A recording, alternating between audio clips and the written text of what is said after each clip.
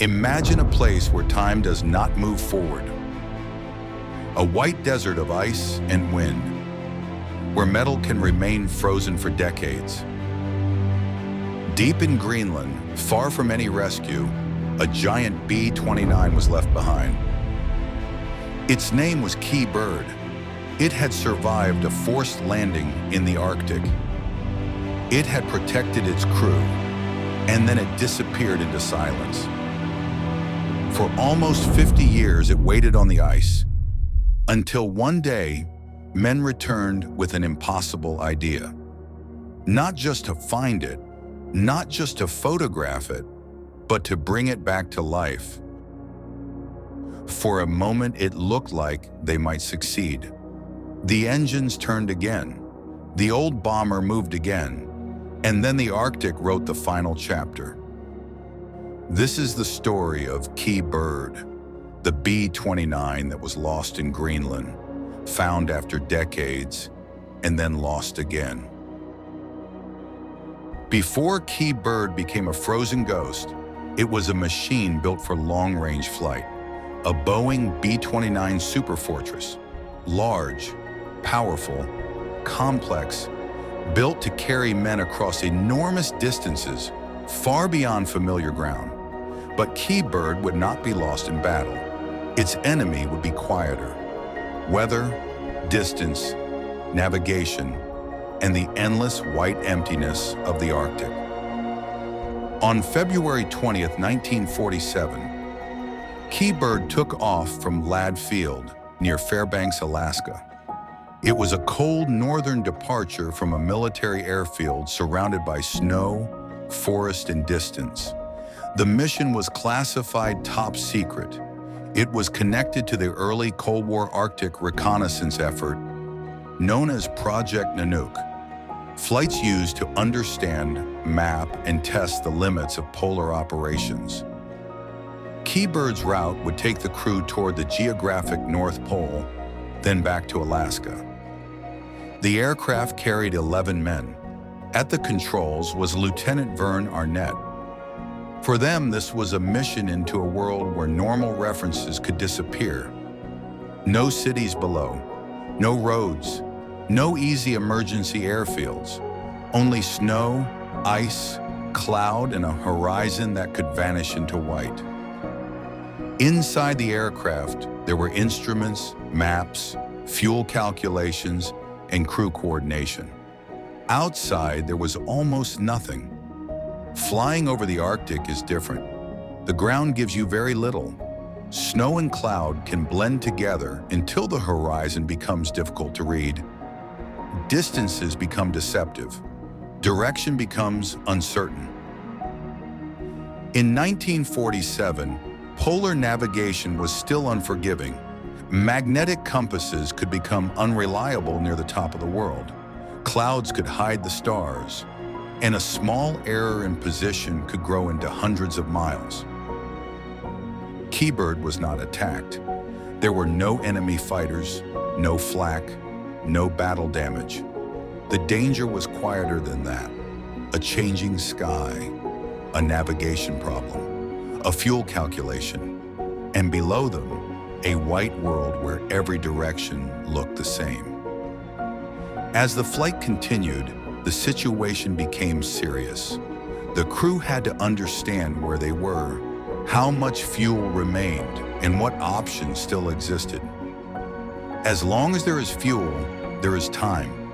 Time to calculate, time to search, time to correct. But when fuel becomes critical, every minute becomes a decision.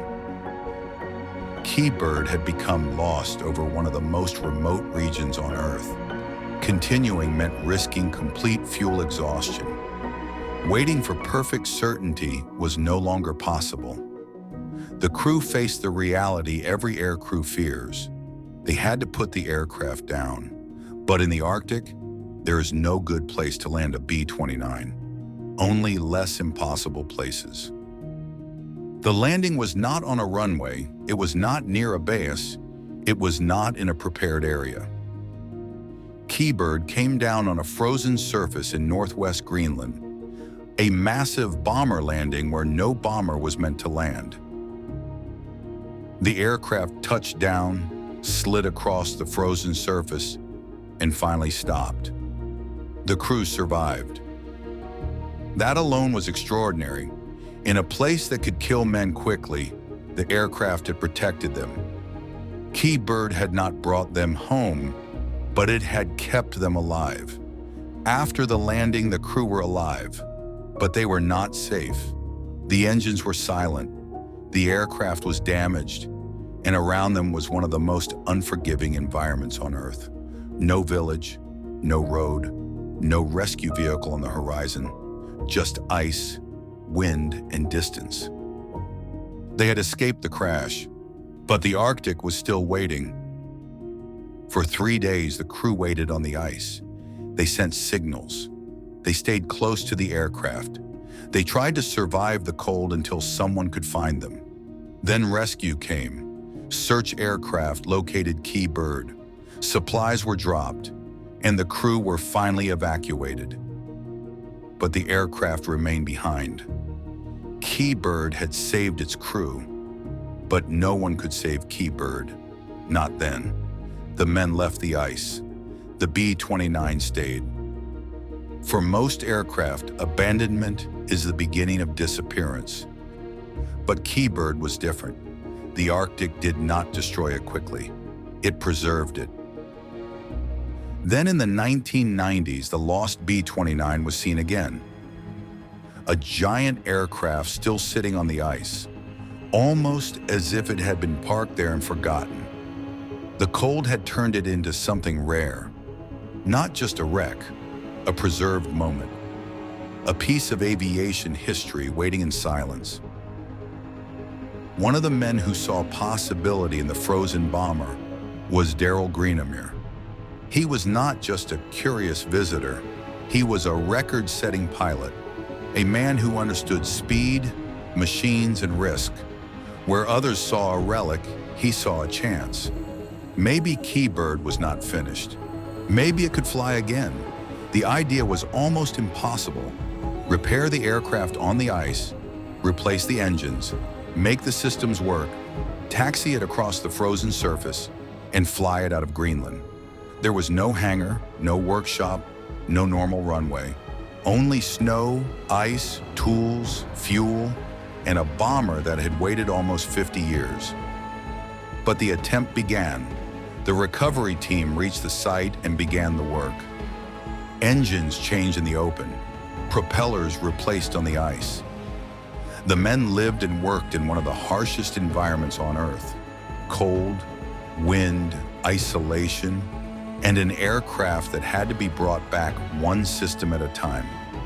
Slowly, Key Bird began to change. It no longer looked only abandoned. A sleeping bomber was being brought back toward life. Then came the moment every recovery story dreams about. The engines came alive. After almost 50 years in the Arctic, Key Bird was no longer silent. Imagine that sound across the empty ice. A sound from another era. A sound that had no place in that frozen world anymore. The impossible idea was suddenly no longer just an idea. It was sitting there on the ice, running. Almost ready. Almost home. The plan was to move Key Bird across the frozen surface and get it airborne. If it could take off, it would be flown to Thule Air Base for further repairs, and eventually back to the United States. That was the dream. A lost B-29 returning from the Arctic, rescued from time. It had survived the forced landing. It had survived decades of ice and silence. Now only one step remained. Move, accelerate, lift off. But Key Bird was still on the ice, and the Arctic still had one more scene waiting. During the final preparation and taxi tests, smoke appeared. At first, smoke is uncertainty. Is it small? Can it be stopped? But inside an old aircraft filled with fuel, equipment, and temporary systems, smoke can become disaster very quickly. A temporary auxiliary power unit fuel setup in the rear fuselage began to leak gasoline. On the ice, inside an old B-29, that was enough. The crew tried to respond, but fire does not give much time. Not in the Arctic. Not when the Dream is finally almost ready to fly. The smoke became flame, and the Dream began to burn before it ever left the ground. Keybird had survived the Arctic for almost half a century. Snow, wind, isolation, and time. But now in minutes, fire did what the ice had not done. The fuselage burned. The recovery attempt collapsed. The aircraft that had seemed so close to resurrection was destroyed on the ground. No enemy, no battle, no crash after takeoff, just fire. And the men who had worked to bring it back could only watch as history disappeared in front of them. Keybird had been lost in 1947. In 1995, it was lost again. There is something haunting about Keybird. It did not simply disappear. It almost came back. For a moment, the past seemed ready to move again. But some machines do not come home. Survival is not always rescue. Frozen for almost 50 years, lost again in minutes.